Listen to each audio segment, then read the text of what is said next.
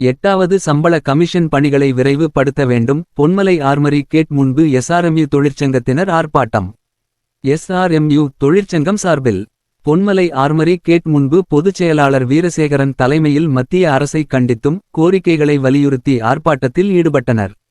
ஆர்ப்பாட்டத்தின் போது 8வது சம்பள கமிஷன் பணிகளை விரைவு படுத்த வேண்டும். 8வது சம்பள கமிஷன் பரிந்துரைகள் வெளியிடும் வரை ஜனவரி 1, 2026 முதல் இடைக்கால நிவாரணம் வழங்கிட வேண்டும். அனைத்து கேட்டகரிகளிலும் உள்ள 2.5 லட்சம் காலி பணியிடங்களை நிரப்பிட வேண்டும். ஆட்குறைப்பு அவுட்சோர்சிங் தனியார் முயற்சிகளை கைவிட வேண்டும் என்பன உள்ளிட்ட பல்வேறு கோரிக்கைகளை வலியுறுத்தியும் மத்திய அரசை கண்டித்தும் கோஷமிட்டனர்.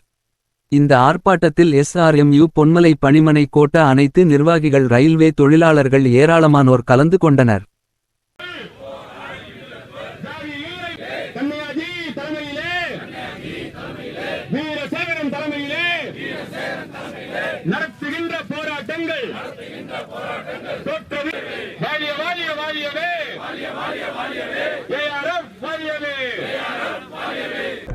ஏறக்குறைய 30 கோரிக்கைகளுக்கு மேல் நாங்கள் முன்வைத்திருக்கிறோம்.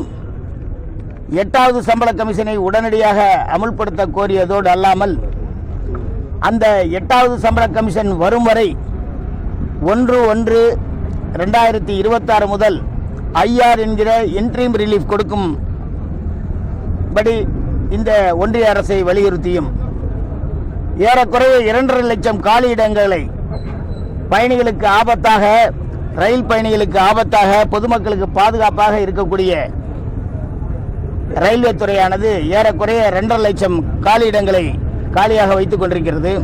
அதை உடனடியாக நிரப்ப கோரியும் யாட்சிக் என்ற பெயரிலே தொழிலாளர்களை கசக்கி பிழிந்து அதிக நேரம் வேலை வாங்குவதை எதிர்த்தும்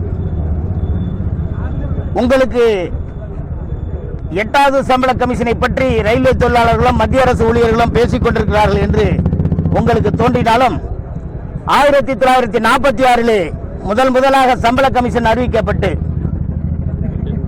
திரும்ப 46, 56, 66, 76, 86, 96, 2006, 2016 நாம் 8வது சம்பள கமிஷனை பெற்றிருக்க வேண்டும். இப்பொழுது 2026 9வது சம்பள கமிஷனுக்காக போராடுகிற இந்த நேரத்திலே 8வது சம்பள கமிஷனுக்கு நாம் போராடுகின்ற அவல நிலையை இந்த ஒன்றிய அரசு ஏற்படுத்தியுள்ளது. 3வது 4வது சம்பள கமிஷனிலே 5 வருடங்கள் காலதாமதமாக்கி இப்பொழுது 9வது சம்பள கமிஷனை ஏற்கக்கூடிய நேரத்திலே 8வது சம்பள கமிஷனை இன்றும் அறிவிக்காமல் கமிட்டி போட்டிருக்கிறேன் என்றெல்லாம் சால்ஜாபு சொல்கிறார்கள். இந்த பட்ஜெட்டிலே அதை பற்றி ஒன்றுமே சொல்லவில்லை. 8வது சம்பள கமிஷனை பற்றி நம்மளுடைய மரியாதைக்குரிய நிர்மலா சீதாராமன் அவர்கள் நிதியமைச்சர் எதுவுமே சொல்லவில்லை. இங்கே பக்கத்திலே நாம் உதிரி பாகங்களுக்காக எங்களுடைய எஸ்ஆர்எம்யூ கோரிக்கையை ஏற்று அங்கே உதிரி பாகங்களுக்கான உள்ள கட்டிடங்கள் கட்டப்பட்டு வருகிற தொழிற்சாலை அமைக்க அதை பற்றியும் ஒன்றும் சொல்லவில்லை. அவர்களுக்கு தமிழ்நாட்டை தவிர மற்ற மாநிலங்களுக்கு அவருடைய எண்ணம் செல்கிறது. குறிப்பாக பிஜேபி ஆள்கிற மாநிலங்களுக்கு செல்கிறது. இது போல பல்வேறு கோரிக்கைகளை வைத்திருக்கிறோம். இப்போ அத்தனை 1 நிமிஷம் சொல்லிருக்கீங்க. நாங்கள் இதெல்லாம் சொன்னாலே குறைஞ்சது அரை மணி நேரம் 1 மணி நேரம் ஆகும். இதை உங்களுக்கு பிரிண்ட் எடுத்து 30க்கு மேற்பட்ட கோரிக்கைகளை வலியுறுத்தியிருக்கிறோம். ஆகவே இதனை இந்த ஒன்றிய அரசு செய்ய நடத்தாவிட்டால் இதற்கான கமிட்டிகளை அனுப்பி உடனடியாக 8வது சம்பள கமிஷனும் ஐஆரும் கொடுக்காவிட்டால் நிச்சயமாக நாடு தழுவிய ரயில் நிறுத்த போராட்டம் வரும் என்று இந்த நேரத்தில் ஒன்றிய அரசையும் ரயில்வே நிர்வாகத்தையும் எச்சரிக்கிறோம்.